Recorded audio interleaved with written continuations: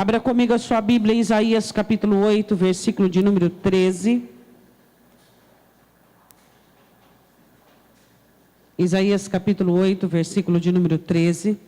Jesus Cristo, Ele é a nossa rocha, a nossa pedra de esquina. Dele vem a nossa força.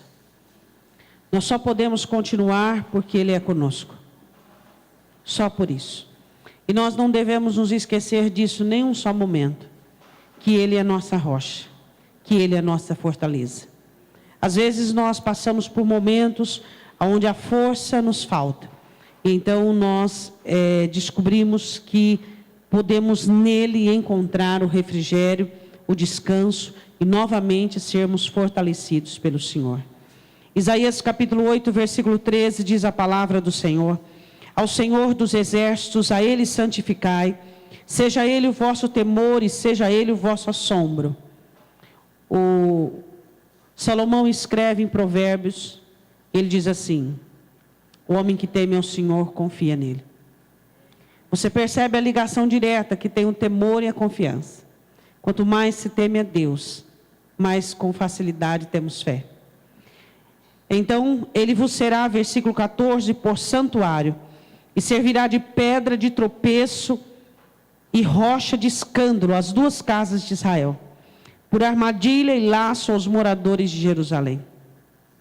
Muitos entre eles tropeçarão e cairão, e serão quebrantados, enlaçados e presos. Liga o testemunho, sela a lei entre os meus discípulos. Podemos assentar. Essa palavra de Isaías é uma palavra profética sobre o ministério do Senhor Jesus Cristo, que vinha trazer um vinho novo, e como Israel estava como um odre velho, não ia conseguir receber o vinho novo. Às vezes nós, como cristãos, estamos tão acostumados e tão envolvidos com todos os hábitos que cerca e que faz parte do nosso cristianismo, que sem ao menos percebermos, nós estamos velhos. Velhos para crer numa palavra profética, velhos para crer no poder do nome de Jesus, velhos para ser fortes, cansados o suficiente para desanimarmos, para desistirmos. E aí nós percebemos que de um momento para o outro nos tornamos odres velhos. Israel recebe do Senhor Jesus essa palavra: vocês são odres velhos, porque eu sou o vinho novo. E vocês não podem me receber porque vocês são odres velhos. Porque o vinho novo causa fermentação no odre. E eu vim para isso. Eu vim para tirar o primeiro e estabelecer o segundo. Eu vim para causar transformações. Eu vim para mudar valores. Eu vim para transformar a ideia que vocês têm de religião e de servir a Deus. E o profeta Isaías diz que Jesus Cristo viria para atrapalhar a jornada de alguns. Vê aqui no versículo 14.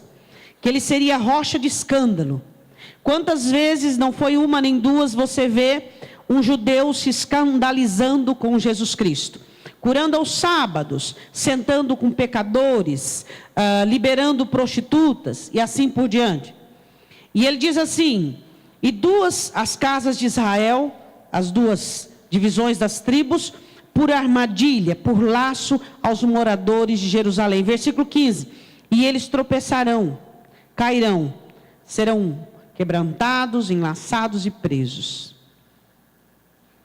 Jesus pode ser o caminho para alguns e o tropeço para outros.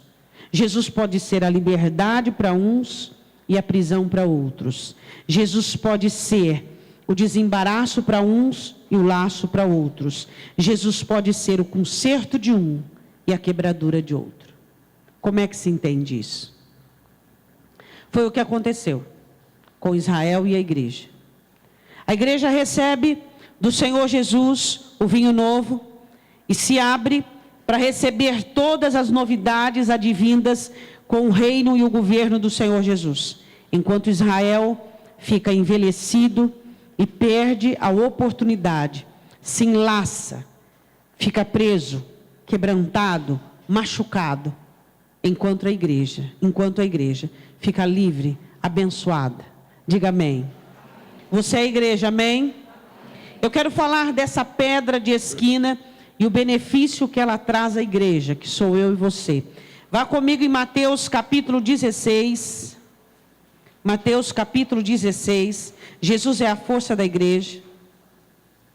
Jesus é aquele que nos dá confiança para nós continuarmos. Jesus é aquele que põe a vírgula no lugar do ponto final. Amém? Quando todos dizem, e até você mesmo pensa que é o fim, ele simplesmente põe uma vírgula, te ensinando que você deve continuar. Mateus capítulo 16, Jesus pergunta aos discípulos quem os homens diziam que ele era, e os discípulos disseram, e Jesus diz, e vocês, quem dizem que eu sou? Pedro olha e diz, tu és o Cristo, o Filho do Deus vivo. E no capítulo 16, versículo 16, Pedro responde isso. No versículo 17, e Jesus respondendo, Mateus 16, 17, disse-lhe, bem-aventurado és tu, Simão Barjonas, porque não te revelou a carne e o sangue, mas o meu Pai que está nos céus. A revelação sobre o ministério, sobre a unção e sobre quem era Cristo, vem por meio do Pai no coração de Pedro. E Jesus olha e diz aos seus discípulos, pois também eu te digo que tu és Pedro, e sobre esta pedra edificarei a minha igreja, e as portas do inferno não prevalecerão contra ela. Quem é a pedra que a igreja está alicerçada sobre ela? Qual é o nome? Essa é a pedra. É a pedra de angular e de esquina. Sabe por que eles chamam pedra de esquina? Porque os alicerces não eram feitos como agora, com toda essa modernidade e esse ferro abundante. Os alicerces eram feitos com pedra. E a pedra de esquina, ela tinha que ser uma pedra única, que ela teria que suportar o peso dessa dimensão e dessa, e fazer com que elas dessem a mesma força. Então Jesus disse que ele é a pedra de esquina, e as portas do inferno não prevaleceriam contra a igreja. Não é isso que você leu? Amém? E é isso que você e eu temos que viver. O inferno, o Seol, onde habita as miríades, aonde governa Satanás, aonde Satanás quer levar todos nós, se lhe fosse possível, de onde vêm os planos, as estratégias para a sua vida e para a sua família, de onde de lá eles absorvem e também observam e analisam e projetam e vasculham e conhecem, a igreja seria mais poderosa do que o inferno. Mas o inferno é feito por seres espirituais. E a igreja é feita por seres humanos. Quem disse? Quem disse que a igreja do Senhor Jesus é feita por seres humanos? A igreja do Senhor Jesus é feita por homens e mulheres e jovens lavados pelo sangue do Cordeiro. A igreja do Senhor Jesus é feita por pessoas que receberam talentos e dons. A igreja do Senhor Jesus é feita por pessoas que deixaram as suas vidas promíscuas e aceitaram o evangelho para servir o seu Senhor. E a igreja e o cabeça da igreja é o Senhor Jesus. Jesus Cristo é a força da igreja, é o poder da igreja que destrói o inferno. O inferno se faz presente em partículas, em conselhos, em situações na vida de muitas pessoas que frequentam as igrejas e fazem parte de muitas opiniões de pessoas que frequentam as igrejas. O inferno está presente na família de muitas pessoas que frequentam a igreja.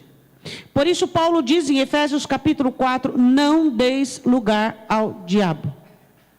Satanás quer um lugar na mente, quer um lugar no coração, ele quer um lugar na sua família. Por quê? Porque se ele encontrar lugar, você não poderá fazer uso de fazer parte da igreja para vencê-lo. Porque foi você que deu o lugar. Preste atenção no que Jesus disse.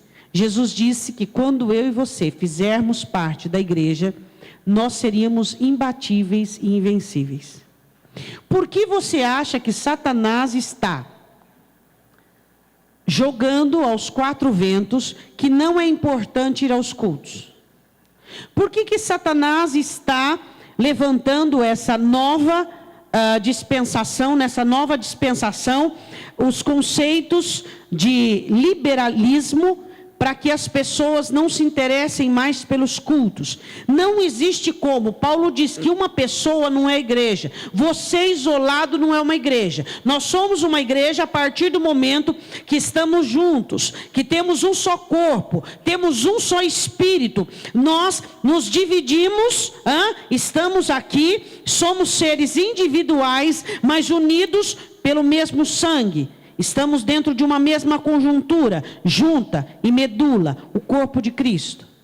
E essa unidade e essa comunhão é que dá a você poder para destruir as ações infernais de Satanás na sua vida. Eu não estou falando de frequentadores de igreja, eu não estou falando disso. Eu estou falando de ser parte do corpo de Cristo. Fazer parte do corpo de Cristo, ser funcional, dar a sua contribuição, fazer a sua colaboração, ser alguém do qual o Espírito Santo possa contar para ajudar um, consolar o outro, orar pelo outro, estar na brecha de outro, carregar o outro. Nós somos poderosos quando somos parte da igreja, quando somos funcionais. Quando eu funciono para poder eliminar aqui uma intriga, para poder acalmar uma situação, pacificar, quando eu tiro a murmuração, e então eu sou a igreja. Aí sim, não são os frequentadores da igreja que são a igreja, mas são aqueles que estão ligados ao cabeça que é Cristo, que têm o mesmo espírito, que buscam uma mesma fé, que trabalham no mesmo propósito, que buscam o mesmo propósito. Eu quero o bem do meu irmão. Se meu irmão estiver bem, eu estou bem. Se meu irmão prosperar, o reino de Deus está prosperando. Se meu irmão estiver abençoado, eu também sou abençoado. Não essa igreja utópica que nós temos visto, que é irmão engolindo irmão.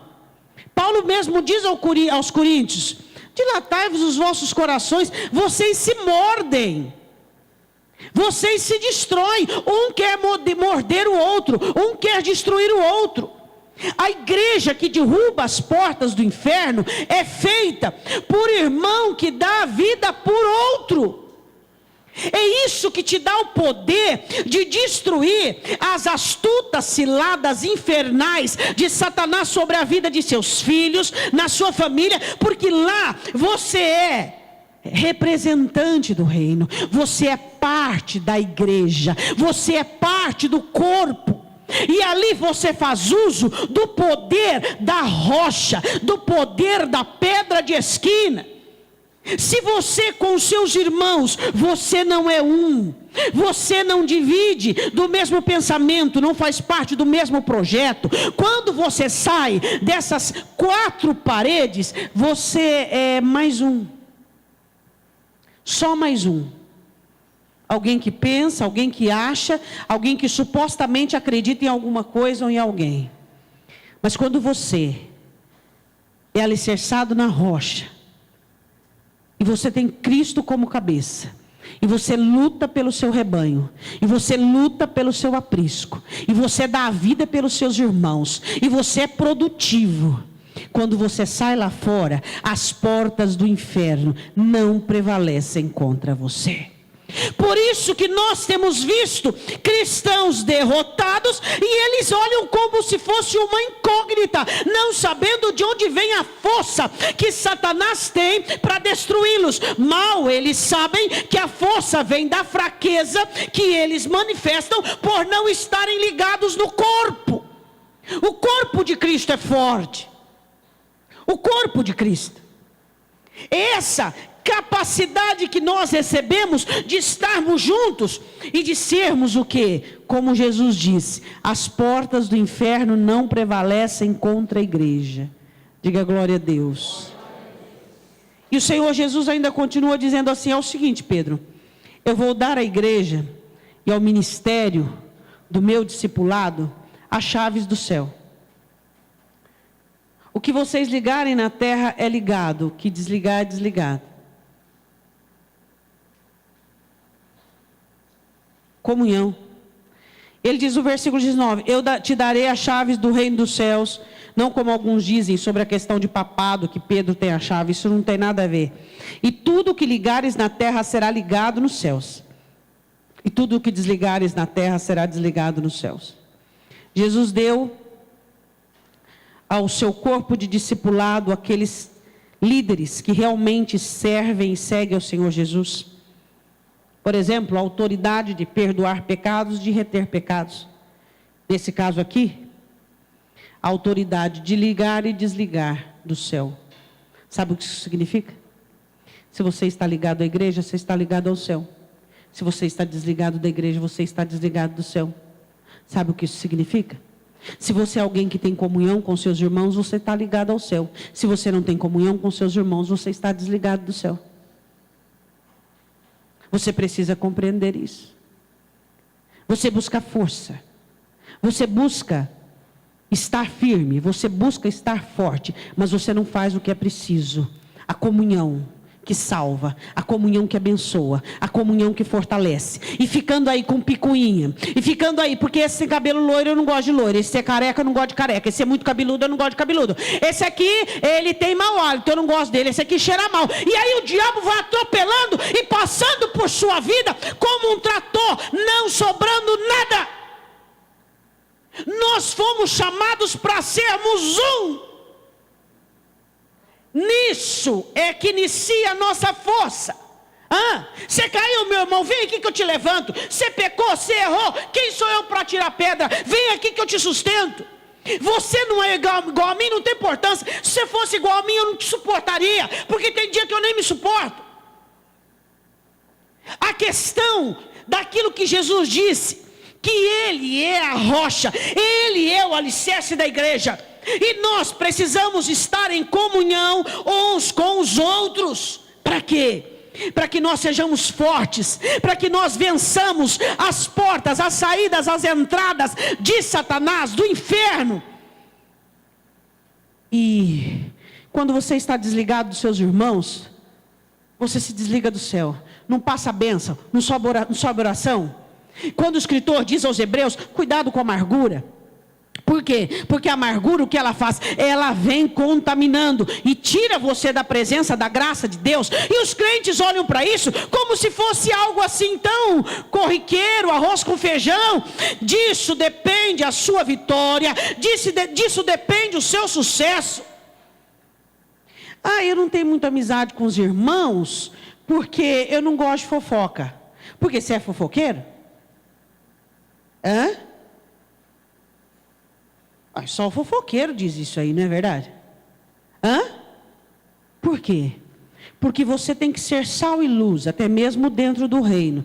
Então, se você vir alguma coisa errada, o que você vai fazer? Você vai ajudar, você vai colaborar, você vai contribuir. Eu não gosto muito de amizade, porque eu sou uma pessoa grossa. Eu sou uma pessoa assim que eu não sou tratável. Melhor ainda, agora que você tem que pegar a turminha dos mais cansativos, para você ser provado, aprovado e refinado. Eu não tenho paciência. Faça amizade com a irmã mais faladeira da igreja, que conversa com mais. Já viu aquela pessoa que é fácil você ter amizade com ela? É só você ficar com o olho aberto, a pessoa vai falando, você não precisa falar nada. Você e eu, nós precisamos entender que aqui está um dos segredos da sua vitória. Você não pode ser um frequentador de igreja, igual você vai no cinema, igual você vai no mercado. Você tem que fazer parte do corpo, você tem que criar vínculos, você tem que ter amizade, você tem que ter coisas em comum. Hoje é muito comum nós observarmos cristãos frequentadores de igreja. Por quê? Porque não quer compromisso. Se eu não quero compromisso com meu irmão, eu não quero com Jesus Cristo. Se eu não quero compromisso com quem eu vejo, como é que eu vou querer compromisso com quem eu não vejo? Se eu não consigo amar quem eu vejo, como eu vou amar quem eu não vejo? Então trate de mudar a sua maneira de vida e começar a fazer amigos, porque é com ele que você vai morar no céu. Então você tem que ter elo. E por favor, facilite as coisas, né? Seja assim, um pouco mais humilde, um pouco mais amoroso, um pouco mais paciente. Porque tem gente que é duro de engolir, né, irmãos? Ele diz assim, você tem que me aceitar como eu sou. Como? De que maneira? Nem Jesus faz isso. Jesus te traz do mundo e ele já começa com projetos de mudança na sua vida. Vou mudar isso, mudar aquilo outro, e vai mudando. E ele vai mudando você, e quando você, depois de um trabalhar longínquo, você olha e fala, eu não acredito que eu era aquela pessoa. Então procure melhorar para conviver com as pessoas, ver os defeitos seus, que são assim, insuportáveis. E comece a melhorar, e comece a ser diferente. Por quê? Porque se você não for unido ao corpo, se você não for unido ao mesmo objetivo e ao mesmo projeto, que é nos tornarmos semelhantes a Cristo, não tem ligação com o céu. A igreja que tem ligação ao céu é aquela que trabalha por um mesmo projeto. Irmão, eu vou melhorar, você vai melhorar, nós vamos melhorar para que nós possamos nos tornar parecidos com Cristo. Qual é a igreja que vence o inferno? É a igreja frequentada? Ou é a igreja que ama o irmão, que dá a vida pelo irmão, que não culpa, não condena, não aponta o dedo? Essa é a igreja que vai para o céu. Amém? Segundo, Mateus capítulo 21, eu quero que você vá comigo. Versículo, Jesus falando sobre 41. Mateus 21, 41. Ele estava falou duas parábolas, sobre a parábola do filho e sobre a parábola da vinha, que mataram os mensageiros, depois mataram o próprio filho. Jesus estava falando dele, e ele diz uma coisa muito interessante. Versículo 41 do capítulo 21 de Mateus.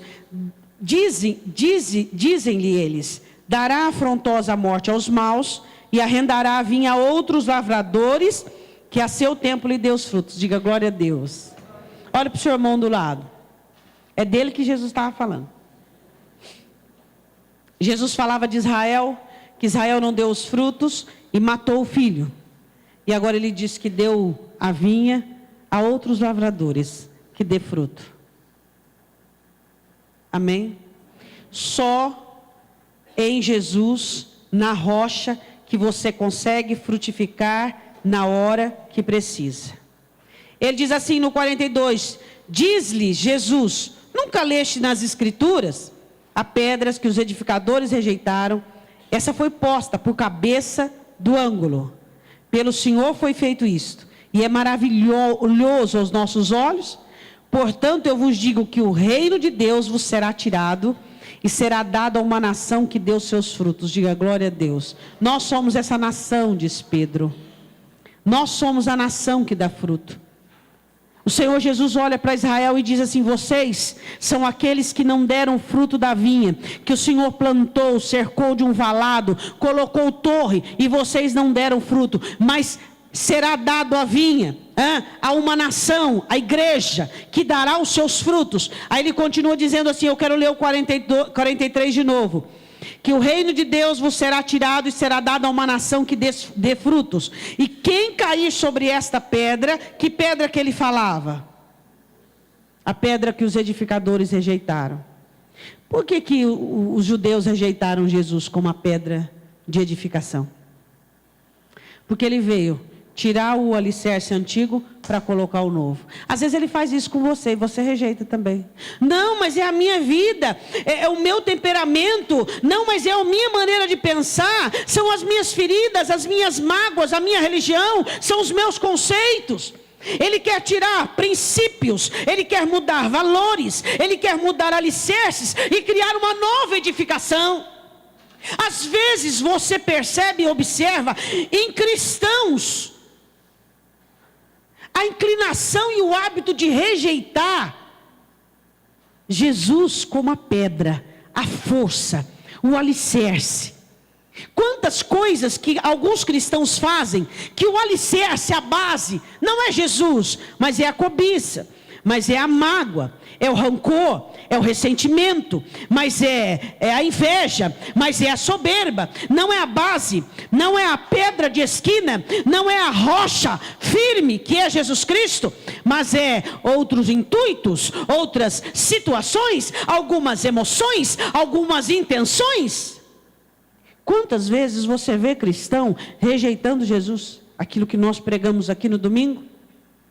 E ele diz assim, esse versículo 44 é maravilhoso, fala assim para o teu irmão, é maravilhoso.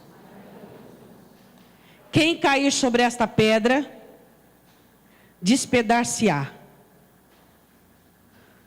Ele estava dizendo assim, ó, quem vier contra mim, vai ficar despedaçado. Vai despedaçar.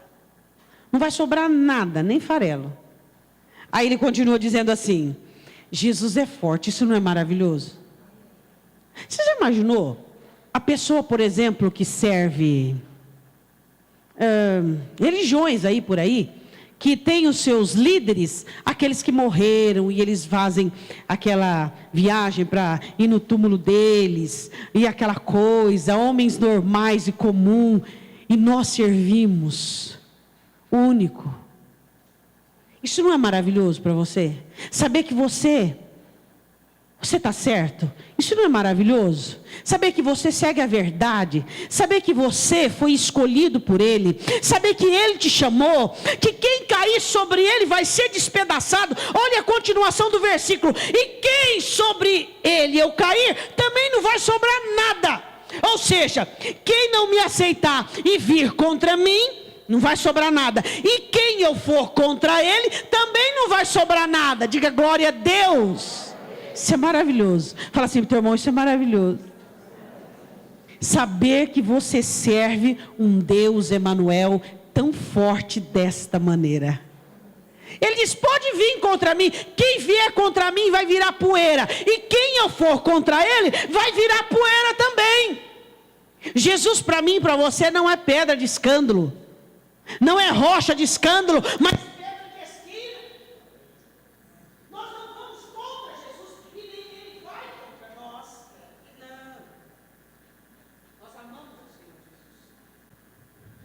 a questão é, como um rei forte desta maneira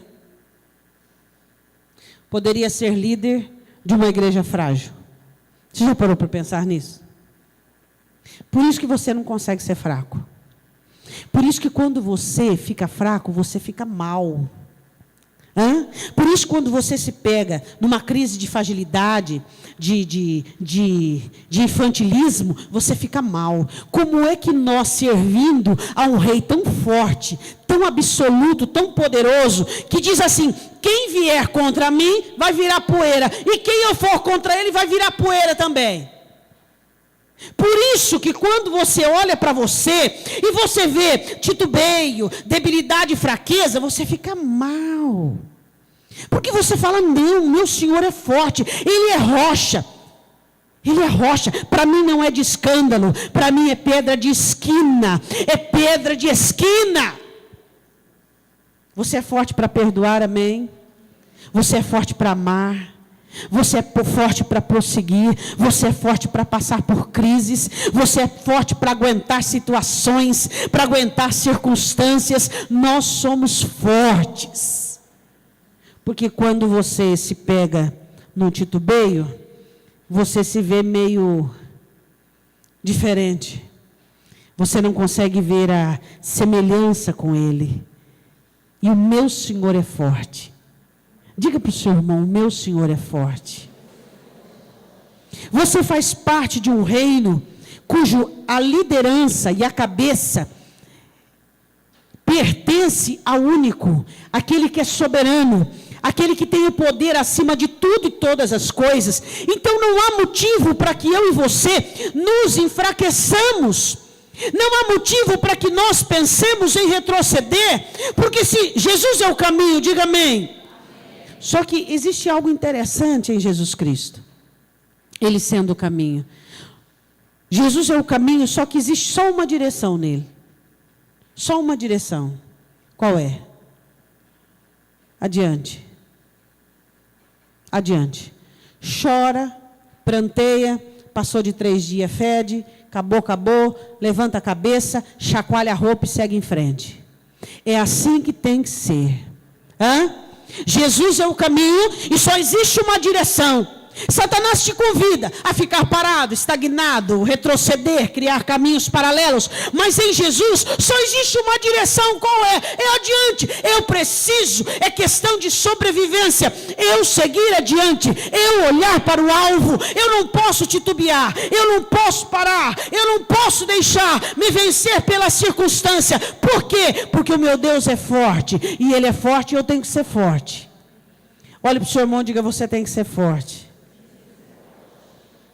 Você sabia que como você, muitas pessoas já passaram pelo que você passa e vai passar, e algumas delas se saíram melhor que cada um de nós. E nós precisamos ser fortes, para que nós possamos agradar o coração daquele que nos tirou das trevas e nos trouxe para a luz. Você precisa cansar-se de ser débil. Você precisa cansar-se de ser frágil. Você precisa cansar-se de estagnar. Você precisa cansar-se das falhas da sua personalidade. Diga amém. Continuando, diz assim. Vou ler o 44 de novo para vocês, que eu amo esse versículo. Quem cair sobre esta pedra, despedaçar-se-á. E aquele sobre quem ela cair ficará reduzido a pó. Esse é o meu Jesus e o seu Jesus. Vai comigo em 1 Pedro capítulo 2. 1 Pedro capítulo 2. Vamos lá. Versículo 18. Glória a Deus. Amém? Não, 1 Pedro 2,6. 2,6. 18 é o Efésios. 1 Pedro 2,6. Por isso também na Escritura se contém: eis que põe em Sião a pedra principal de esquina, eleita e preciosa. De quem Pedro estava falando? Aleluia. E quem nela crer não será? Quem Jesus crer não será? A fé elimina a confusão. A fé destrói a dúvida. A fé te fortalece. A fé te robustece. A fé não tem, ela elimina a dúvida, elimina a confusão. E ele continua dizendo assim, no versículo de número 7. E assim para vós os que credes somos nós. Diga aleluia. É preciosa. Jesus é a rocha que é preciosa. Mas para os rebeldes, a pedra que os edificadores reprovaram, essa foi a principal de esquina. Mas para eles, os desobedientes, é pedra de tropeço e rocha de escândalo. Você já viu um crente, quando ele não quer obedecer? Ele fica tropeçando no mandamento, tropeçando na palavra, ele não vai adiante. É tão simples, você olha para ele e você fala assim: irmão, é só perdoar, perdoa, tudo bem, é o mandamento, é a palavra. Mas ele é desobediente, ele não perdoa, o que acontece? Ele vai tropeçando, tropeçando, tropeçando, tropeçando, tropeçando. Aí ele canta aquele corinho famoso, né? Tropeça aqui, ou cai acolá. E ele vai caindo, tropeçando, caindo, tropeçando, caindo. Por quê? Porque é desobediente. Quando eu resolvo obedecer, Jesus é a pedra de esquina, eleita, preciosa para mim, que me fortalece, que me faz obediente. Eu reconheço, eu o tenho como principal da minha vida, mas quando eu desobedeço, não tem como eu andar no caminho, não tem como eu seguir adiante. A minha vida será de tropeço em tropeço, de escorregão em escorregão. E aí eu posso cantar: tropeça aqui, cai acolá, e assim vai. E levanta e cai, levanta e cai, levanta e cai, sempre na mesma situação. Tem um versículo em Isaías que o Senhor diz assim: eu me cansei dos vossos pecados. Tem pecado, cansa o céu, cansa Deus. Continuando, ele diz assim, versículo 8, eu vou ler de novo. E uma pedra de tropeço e rocha de escândalo para aqueles que tropeçam na palavra, sendo desobedientes para o que também foram destinados. Olha para o seu irmão e diz, você tropeça na palavra? O que é que Pedro está querendo dizer?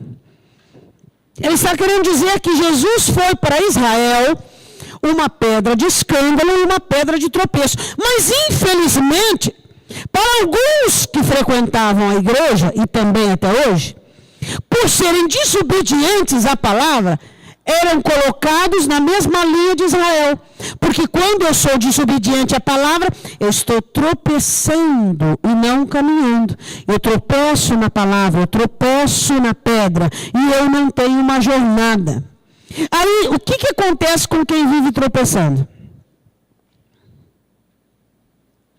Hematomas, quebraduras, machucados, cicatrizes. Ai, dói. Você olhou feio para mim, olha, eu estou dolorido, estou machucado.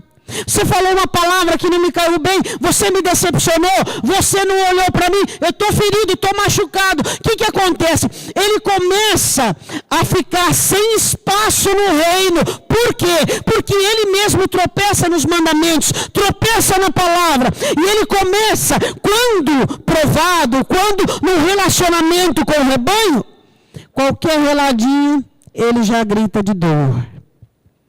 Cuidado se você vive tropeçando em desobediência. Você não vai poder dizer, ele levou na cruz do Calvário todas as minhas feridas, todas as minhas machucaduras, todas as minhas dores. Entendeu? Não tropece na palavra, para que você seja sarado. Amém? E ele continua dizendo assim, mas vós sois a geração eleita. Quem é, diga agora, é Deus.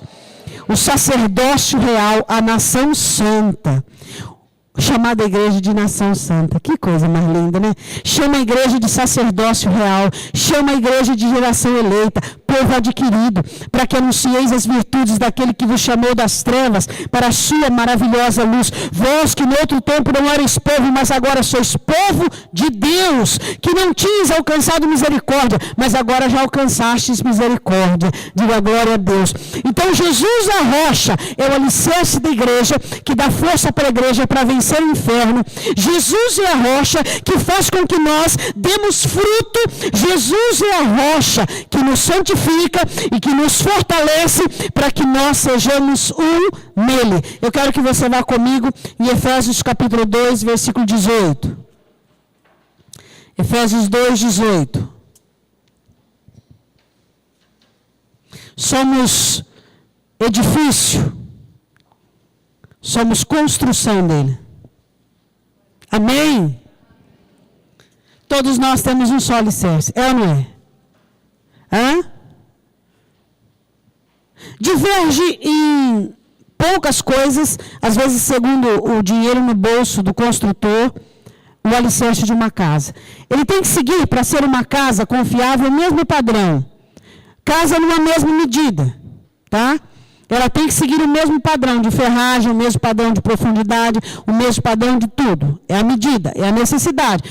Um andar, 2 andares, tal. Só que é a mesma medida, só que o acabamento, o modelo pode ser diferente, não pode? O que diferem as casas? O modelo, fachada, acabamento. Mas as medidas, se são iguais, a mesma ferragem, a mesma profundidade. Nós somos assim também. Nós temos o mesmo alicerce, que é Jesus Cristo. Mas alguns têm um acabamento diferente, a fachada diferente. Porque o reino de Deus é assim. O reino de Deus é assim. Nós somos edifício dele. E ele vai concluindo a obra única. Cada um de nós somos único para ele. E a Bíblia diz assim que aquele que começou a obra vai completar. Então nós estamos na mão dele, desse grande engenheiro, mestre de obra, artífice, E Ele vai nos completar. E cada um de nós vamos receber uma fachada diferente, acabamentos diferentes, mas tudo de primeira linha, de primeira qualidade. Mas você já viu o que é uma obra atrasada? O que acontece com uma obra parada? Deterioração pelo tempo, abrigo de pessoas andarilhas, que mais? Multa da prefeitura. É ou não é? Uma obra abandonada. O artífice nunca abandona uma obra. Não. Mas algumas obras abandonam o artífice. Infelizmente, alguns de nós, por não querermos sermos fortes como ele, termos fibra, moral, conduta, preceitos, princípios, às vezes nós nos negamos a sermos terminados. Nos negamos que a obra continue. Efésios 2:18 diz assim: porque por ele ambos temos acesso ao Pai em um mesmo Espírito, assim que já não sois estrangeiros nem forasteiros, mas concidadãos dos santos e da família de Deus, edificados sobre o fundamento dos apóstolos, dos profetas, de que Jesus Cristo é a principal pedra de esquina, no qual todo edifício bem ajustado cresce para templo santo do Senhor. Diga glória a Deus. Olhe para o seu irmão e diga: você tem que crescer. Todo aquele que está em Cristo, alicerçado na rocha, tem que crescer. E para crescer, tem que podar. Tem. E para crescer, tem que contrariar. E para crescer, tem que derrubar, às vezes, uma parede. Tem que mudar uma situação. Para crescer, tem que ter adversidade. Tem que ter choque. Para crescer, tem que ser provado. Se você quiser ficar na sua zona de conforto, você nunca vai crescer. Você precisa crescer. Quando você cresce, você amadurece. Quando amadurece, coisas são entregues na sua mão. Você prospera, você melhora. Você é acrescido por coisas celestiais. Nós temos que crescer. Temos que crescer. Nós precisamos amadurecer. Você precisa parar de ser tão melindroso, tão frágil, tão carnal, tão débil, tão debilitado. Você não pode pensar com essa cabeça ruim que você tem, cheia do passado, amedrontado com coisa ruim. Pense segundo essa palavra, essa escritura. Diga: Espírito Santo, eu não sei pensar, me ensine a pensar. Espírito Santo, eu não sei sentir, me ensine a sentir. Seja um vigilante da sua mente, seja um vigilante do seu coração, vigie você. Quando o Senhor diz vigiar e orar, não é para você vigiar a vida dos outros. Tem gente que se alegra em saber da notícia dos outros, da vida dos outros. Segue em frente, meu irmão, dá linha, vá para frente. Vigie a sua vida, olhe para você, olhe para aquilo que há dentro de você, na sua mente, no seu coração, nas suas atitudes. Não gaste tempo conversando da vida de um, de outro. Não dê lugar ao diabo. Nós precisamos crescer e Cristo é a rocha. Você quer saber de vitória? Isso aqui é vitória. É você crescer como um edifício, é você crescer como uma obra que Jesus Cristo está construindo. Sua obra está parada? Obra parada vai vir animal, andarilho, vai abrigar tudo aí, ó, dentro da sua alma. E aí, como é que faz? E ele continua dizendo assim, versículo 22, no qual também vós juntamente sois edificados, aleluia, diga glória a Deus. Para quê?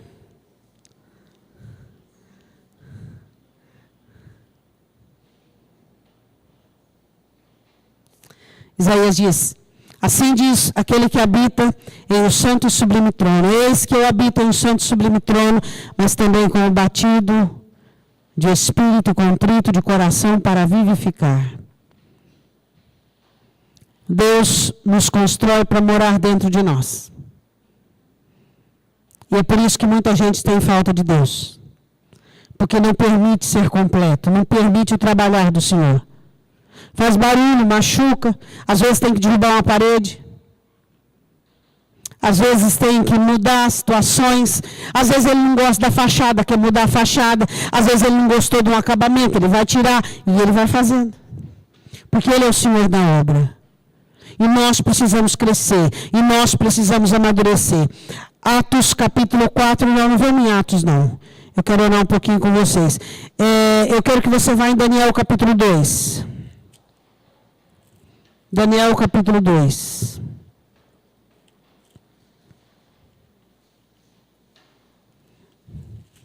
Onde o rei teve um sonho de uma estátua em várias partes. E Daniel traz a revelação 2:32. Aleluia. O reino de Deus é feito de um povo forte, amém? O reino de Deus é feito de um povo que tem objetivo, um povo prático. Você é prático? Ou é cheio de chilique, de melindres? Você tem que ser prático. O que eu quero, quem eu sou e quem eu amo. Essas 3 respostas já seriam suficientes para você receber a promessa de Josué. Ninguém poderá te resistir. Amém? Se você souber dessas 3 coisas, é o suficiente. 32 do capítulo 2 de Daniel, a cabeça daquela estátua era de ouro fino, e o seu peito, os seus braços de prata, e o seu ventre, e as suas coxas de cobre, as pernas de ferro, os seus pés em parte de ferro, em parte de barro. Estavas vendo isto quando uma pedra foi cortada. Diga glória a Deus. O Senhor Jesus que destrona, que derruba intentos, palavras, reinos, e você fica todo melindroso, dizendo porque um falou uma coisa, porque o outro te fez uma coisa, porque você teme isso. Ao Senhor dos exércitos, a Ele temei, a Ele santificai, e Ele será o vosso santuário. Aleluia. Foi o que você leu no começo. Aquela estátua, veio uma pedra cortada, e o que acontece com aquela estátua? Uma pedra foi cortada sem auxílio de mão, ao qual feriu a estátua nos pés de ferro e de barro, e os esmiuçou. Então foi juntamente esmiuçado o ferro, o barro, o bronze, a prata e o ouro, os quais se fizeram como pragana nas eiras do estio, e o vento os levou, e não se achou lugar algum para eles. Mas a pedra que feriu a estátua se tornou um grande monte e encheu toda a terra. 42, a explicação da pedra. Vira lá a página, se for o caso. Aleluia. Você é feliz por servir a Jesus? Já pensou se você, por exemplo, fosse de uma religião que seguia um homem, sei lá, um ser humano qualquer, e aí para você ficar livre de um mal, aí você tinha que escrever 20 folhas de um caderno. E depois você via, depois que você escreveu 20 folhas, você não ficou livre de coisa nenhuma. Aí o moço chama, não te livrou de nada. Mas esse Jesus, Ele é forte, absoluto, poderoso, e o seu corpo não está entre os mortos, porque Ele ressuscitou, e Ele vai voltar para buscar uma igreja alicerçada na rocha, uma igreja forte, poderosa, que tenha força como alvo, como objetivo. Ser fraco é para qualquer um. Qualquer um consegue ser fraco, qualquer um consegue viver em melindres, qualquer um consegue ceder às dores. Só os filhos de Deus, só a igreja alicerçada na rocha consegue ser forte.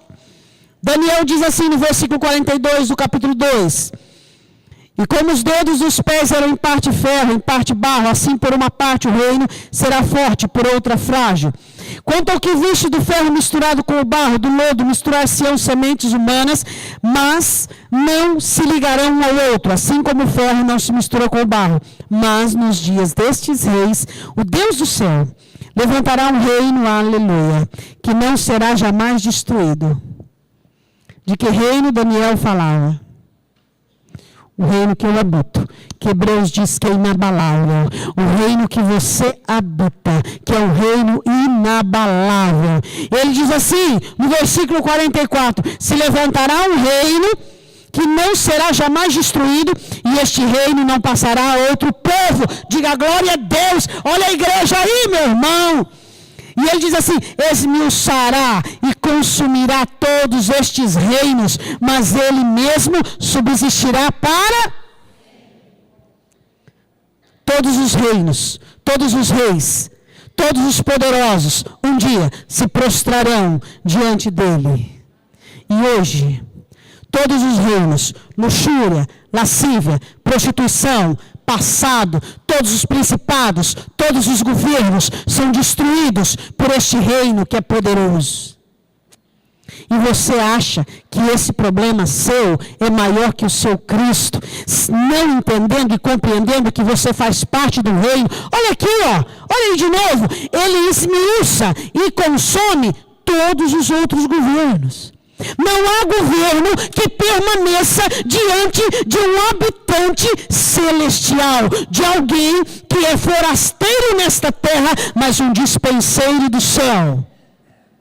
O reino que você faz parte é forte, diga glória a Deus. E esse reino vai subsistir para sempre. Daqui nós vamos partir para lá, diga glória a Deus.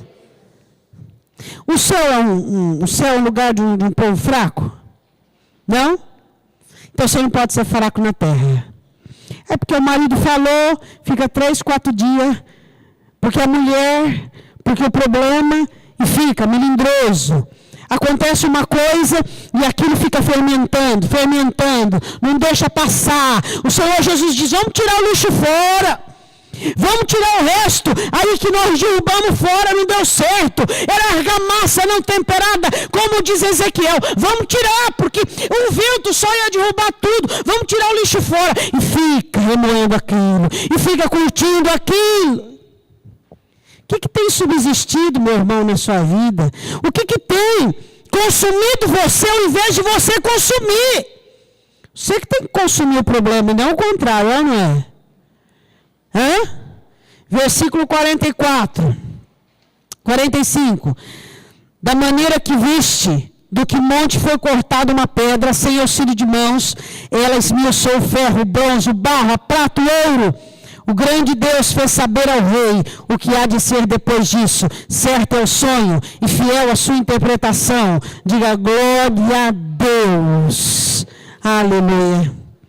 Nós somos parte deste reino. Fomos chamados de nação santa, de povo adquirido, de sacerdócio real do Senhor Jesus. Você faz parte de um reino forte, cujo Senhor é forte. E as suas fraquezas não te caem mais bem.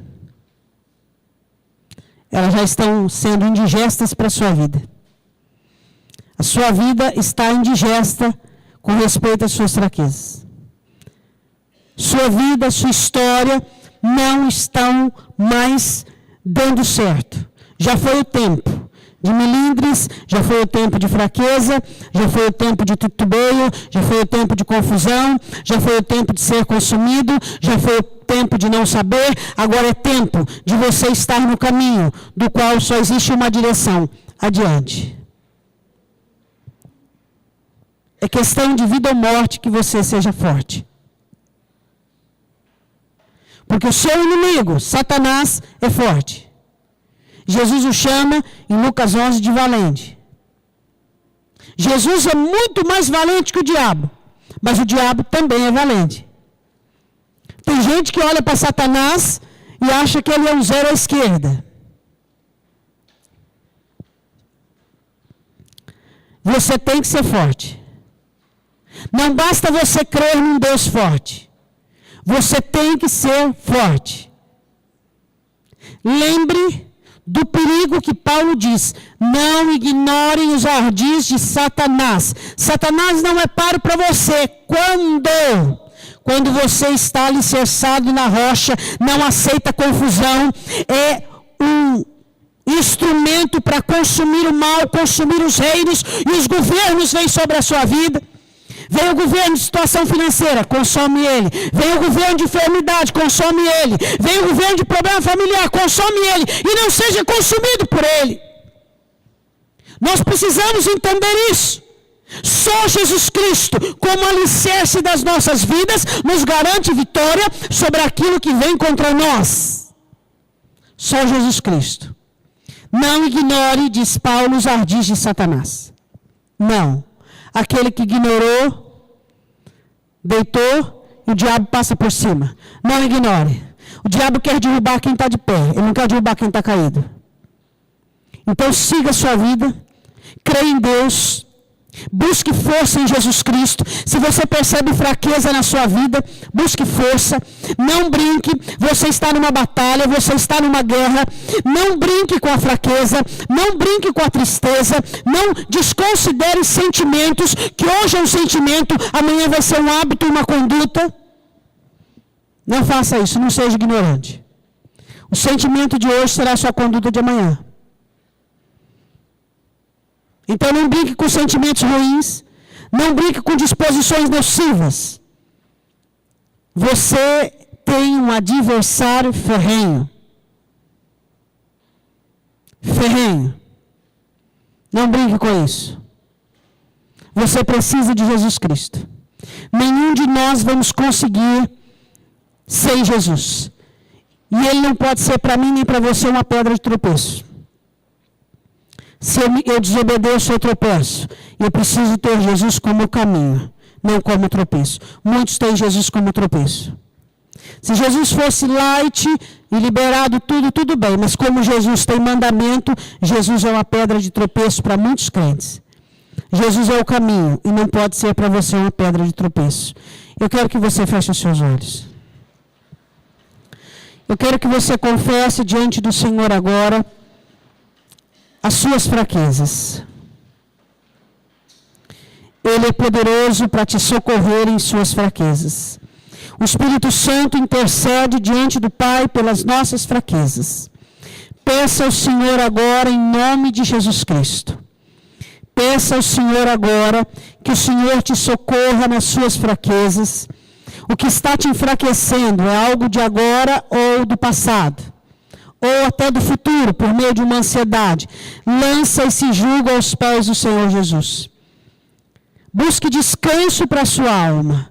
O Senhor Jesus diz que aquele que lança o fardo diante dele, descansa a alma. Em nome de Jesus, você precisa ser forte. A situação que você está passando, Satanás quer que você seja fraco. Satanás conhece todas as suas fraquezas, com muito mais particularidade do que você. Todas as suas fraquezas. E você precisa se livrar delas. Você precisa se livrar das suas fraquezas. Confesse as suas fraquezas diante do Senhor agora. O Senhor conhece os segredos do seu coração. O Senhor sonda os seus rins, sonda o seu coração. E Ele conhece o seu coração agora. Em nome de Jesus Cristo. Em nome de Jesus.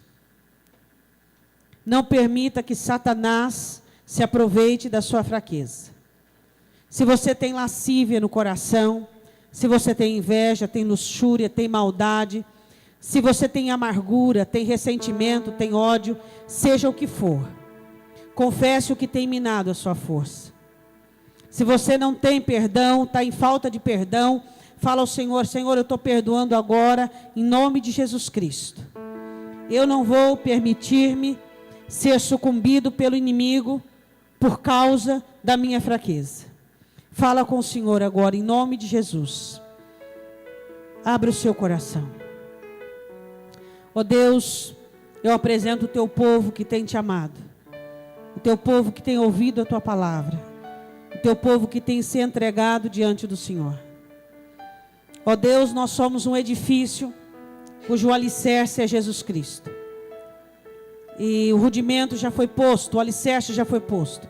Agora é a construção, Senhor. Pai, em nome de Jesus eu te peço. Que o Senhor venha sobre as nossas vidas e sobre os nossos corações. Vem, Espírito Santo de Deus. Vem Espírito Santo de Deus. Vem Espírito Santo de Deus. Nós somos moldados para a morada de Deus em espírito. Confesse a sua fraqueza diante do Senhor. Satanás tem se aproveitado da sua fraqueza. Satanás tem se aproveitado dos seus grilhões. Confesse agora diante do Senhor. Diga: Senhor, eu não quero mais. Eu não quero mais fazer da minha razão, dos meus sentimentos, motivos para eu ser destruído. Deus, em nome de Jesus, eu quero ser parte da igreja. Eu quero ser parte do corpo.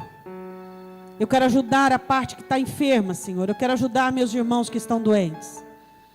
Eu quero ser forte, Senhor. Forte ao ponto de carregar alguém nas costas.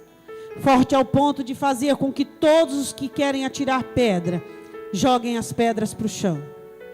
Forte ao ponto, Senhor, de continuar a ser edificado para a Tua glória. De amar aquela pessoa dentro da igreja que eu não gosto, mas eu quero amar, Senhor. Eu não quero saber de gostar, eu quero amar. Fala para o Senhor. Fala: Senhor, eu quero amar, eu não quero gostar. Eu quero aprender a amar. Eu quero aprender a amar o meu irmão e dar a vida por ele. Deus quer que você seja forte. Deus quer que você seja forte. Em nome do Senhor Jesus Cristo. Deus quer que você seja forte. Eu quero que você se coloque de pé. Eu quero que você coloque sua mão no seu coração agora. Aquele que sonda o seu coração. Aquele que conhece as suas fraquezas. Aquele que sabe de suas limitações. Ele é a sua rocha. Ele é a sua pedra de esquina. Ele é aquele que vai fortalecer você em todos os ângulos da sua vida. Em nome de Jesus Cristo. Aquele que te fortalece. Aquele que elimina as causas da sua fraqueza está aqui. Aquele que ama o teu coração, que ama a tua alma, que ama a tua vida. Ele é o teu Senhor. Recebe em nome de Jesus Cristo a cura. Por meio do perdão. Recebe em nome de Jesus Cristo a cura. Por meio de obedecer a palavra. Coloque-se diante do Senhor e diga: Deus, eu quero uma nova vida. Eu quero tudo novo na minha história. Vem Espírito Santo de Deus. Diga assim comigo: meu Deus, eu coloco o meu coração diante do teu altar. E eu declaro que o Senhor é a rocha, o meu alicerce, para que eu seja parte da igreja, para que eu dê frutos, para que eu seja santo, para que eu seja um edifício em construção, para que eu faça parte deste reino eterno, que consome e que não é consumido. Em nome de Jesus, eu confesso todas as minhas fraquezas, todas as minhas limitações, e recebo em nome de Jesus a substituição pelo poder do alto. Eu recebo o Espírito Santo, eu recebo o poder de Deus, e eu declaro que as fraquezas não me farão render, não me farão retroceder. Eu não serei enfermo, nem machucado, não viverei de tropeções, mas de jornada. Em nome de Jesus, eu declaro isso, para que o teu nome seja glorificado. Levante a sua mão direita para o alto, que o poder desta palavra escrita no teu coração te faça absolutamente forte. Aquilo que Jesus disse a Josué: Josué, não desvie dessa palavra, nem para a direita, nem para a esquerda. Tenha na sua mente, no seu coração, e você será um homem de sucesso.